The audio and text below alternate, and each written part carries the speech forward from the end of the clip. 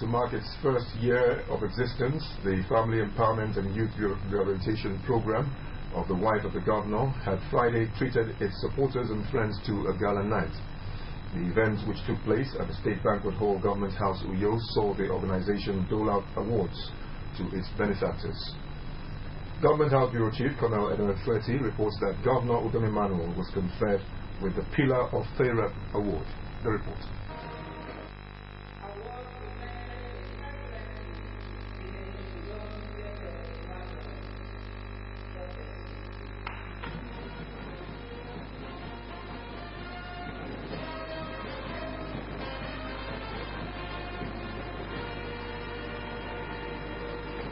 Acknowledging the award, Governor Udom Emmanuel said he was overwhelmed by the much that FAREP has achieved within its first year, adding that he was grateful to God for his grace. Mr. Udom Emmanuel, who received the award with shock, as according to him his wife knew he would not readily accept awards, said it was encouraging him to do more for the needy.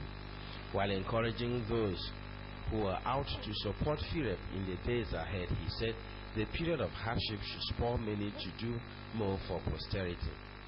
The governor said he touches the life of 155 people in the state as well as aged pastors every quarter. I say in life, wherever you find yourself, it is not the set of circumstances in which you find yourself. A set is not that set that you find yourself, but how you respond that makes all the difference in the whole world. It's how you respond to that set that you find yourself. And here, I know people will tell you, love, there are different categories, there are different meanings of love. But for this reason, you could see that love is not a sentiment.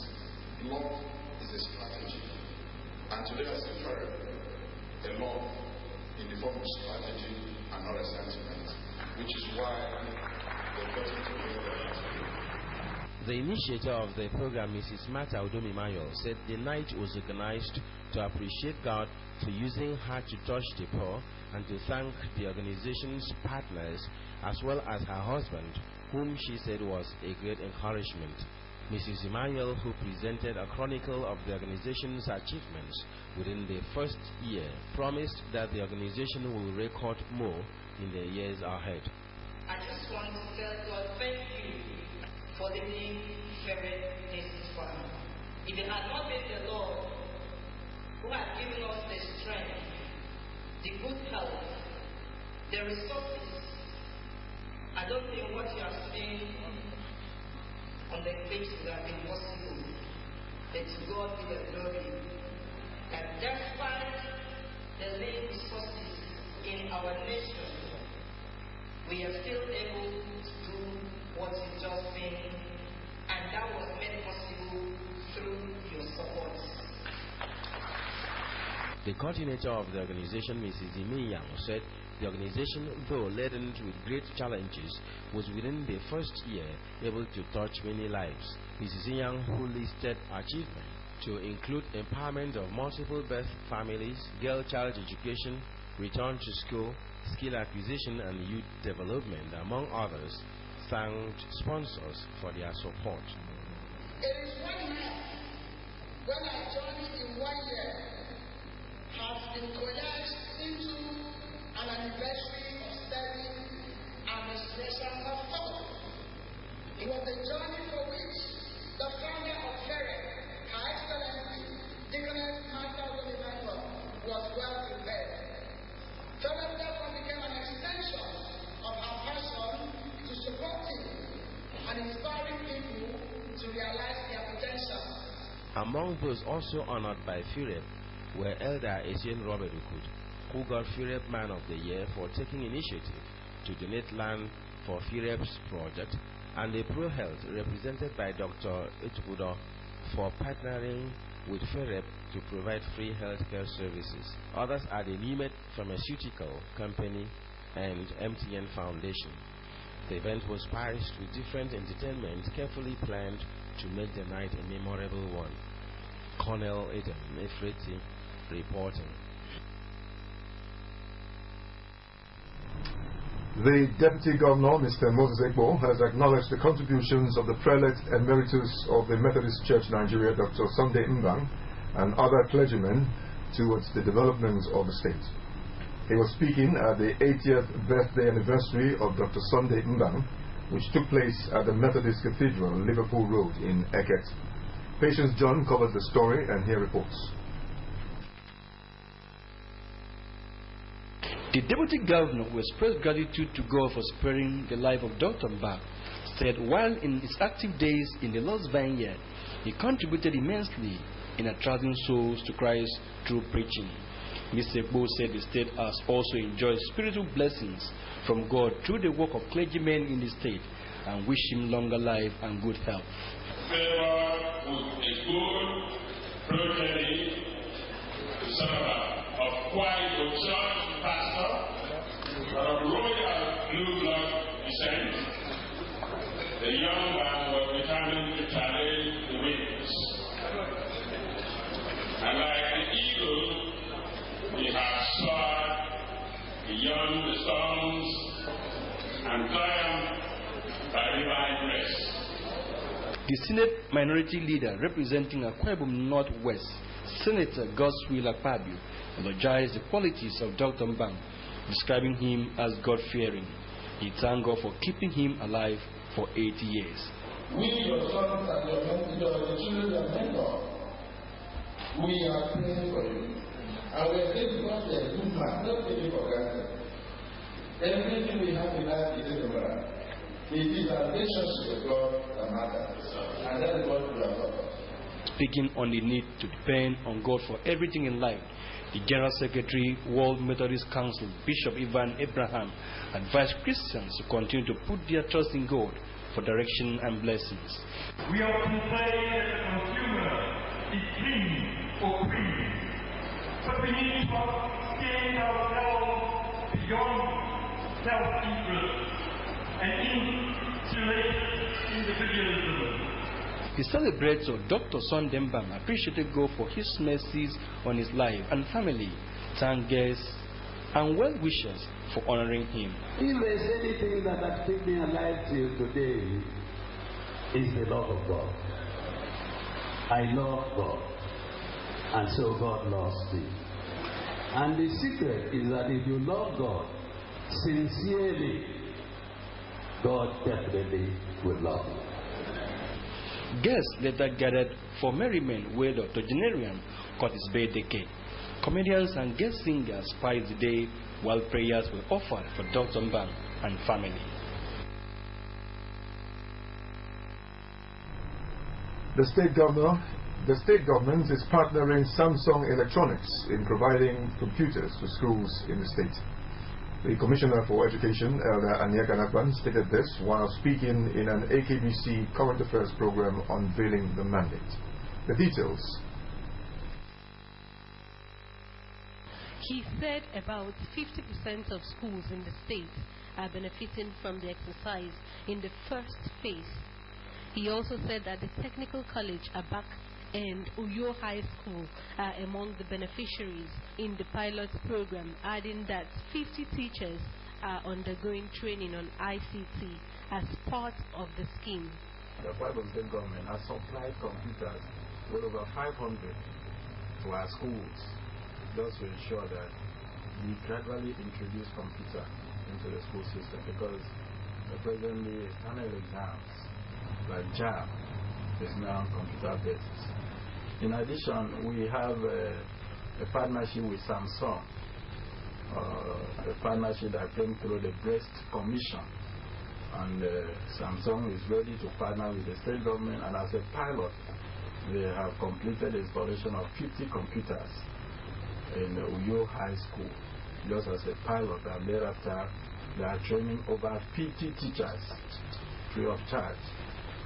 The Education Commissioner, who said that school enrollment stands at over 1 million pupils, said government is working hard to secure accreditation for more courses in the Akwa Ibom State College of Education, Afaranset, for the training of more quality teachers. He explained that the college has been directed to step up her admission screening program to ensure that only quality students are admitted. Dakpan said over 300 projects are being executed in schools across the state, including classroom expansion and provision of water. He encouraged parents to let their children to benefit from government education programs as the new school year begins. We have 243 secondary and technical colleges. 243. 243. And 1,160 primary schools. And combined enrollment of close to 1 million. His Excellency has directed already that we should work closely with the management of College of Education. We have directed that there should be proper screening at the points of admission so that not just those that are left over who could not gain admission to other institutions that get to the College of Education. You're still watching AM News. Let's take a break. We'll be right back. Stay with us.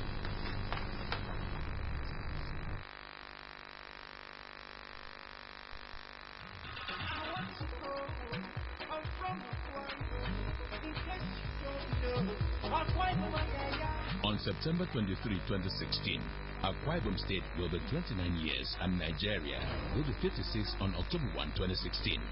Come, let's celebrate the anniversary of Akwa Ibom State and the independence of Nigeria.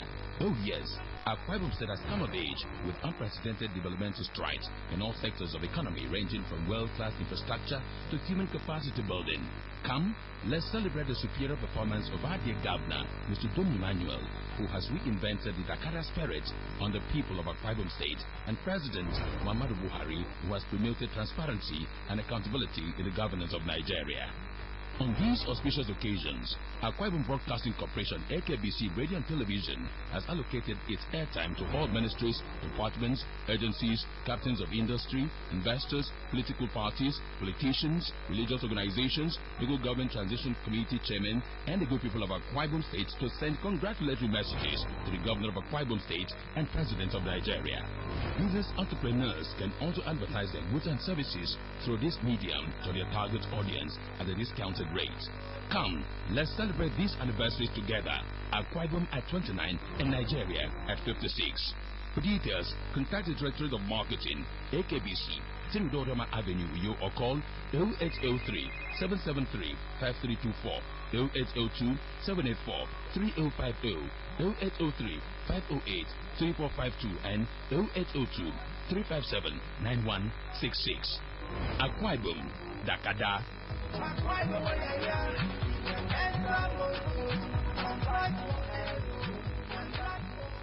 Watching AM News, and I'm Samuel Udofia. The Akwa Ibom Broadcasting Corporation is to assist the State Council of the Nigerian Union of Journalists by offering free publicity of its activities during the 2016 Press Week celebration.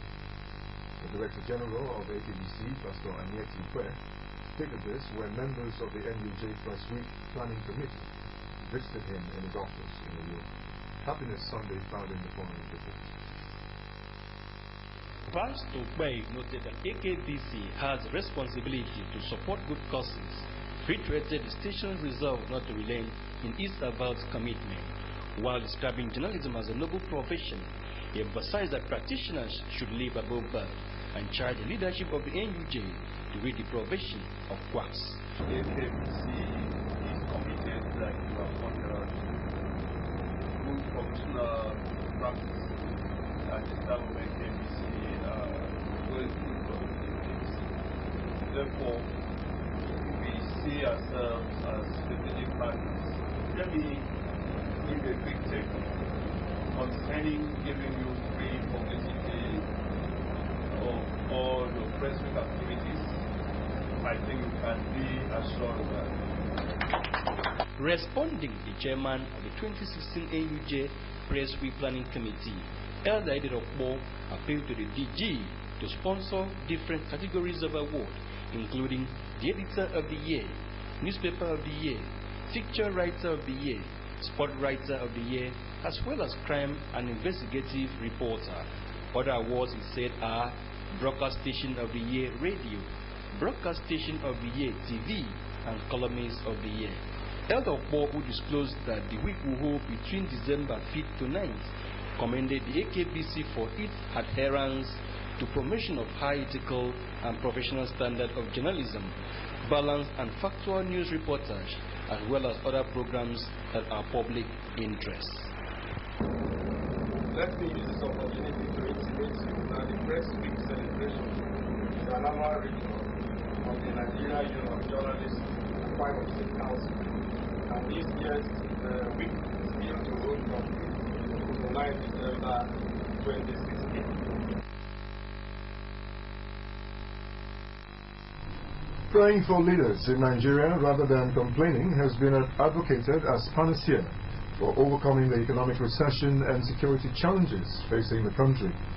The pastor of Good News City Chapel, Uyo Apostle Christian Ezeibe, who was speaking on a special interview program on the AKBC Channel 45, said applying what he called the God Factor strategy will take Nigeria out of the present situation. Apostle Ezeibe, who is also a lawyer, said the Good News City Chapel will dedicate today, September 8, 2016, to pray for the nation, believing that the prayer of the faithful will prevail. According to him, the convocation tagged Prayer for Nigeria will hold from 9 o'clock this morning at the Good News City Chapel, number 2 Ubo Way, behind Coppers Lodge off Abak Road, and will feature a prayer of intercession for God to heal the land. The clergyman invites all who desire God's visitation on Nigeria to join the prayer session, irrespective of their denomination. He said finding fault with leaders will not solve the problem, but practicing the biblical injunction that prayer should be said for people in authority is capable of evoking God's mercies. Apostle Ezeibe called on Nigerians to refrain from complaints, to having positive attitude and patriotic spirit.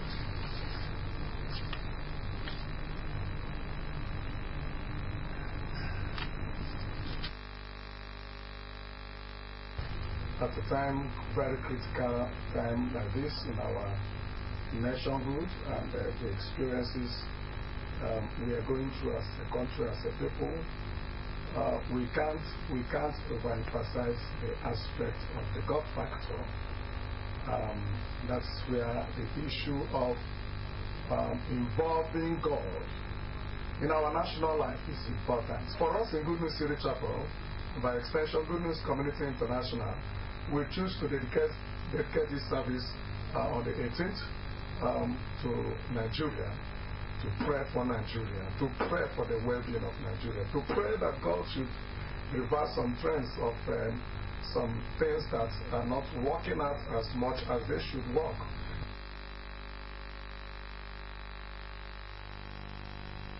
And now to national and international news. President Muhammadu Buhari backs constitutional amendment to free local governments. And Nigeria's inflation accelerates for the 10th consecutive month, as indicated by the National Bureau of Statistics. And European Union post-Brexit summit ends in disarray as UK hopes to take advantage of the situation to negotiate better deals. Messi Ekere is on to take us. President Muhammadu Buhari has expressed willingness to support any amendments to the Constitution that will allow for local government autonomy. The President, who spoke during a meeting with the leadership of the Association of Local Governments in Nigeria, ALGON, said a constitution amendment was urgently needed to clearly define the relationship among the three tiers of government.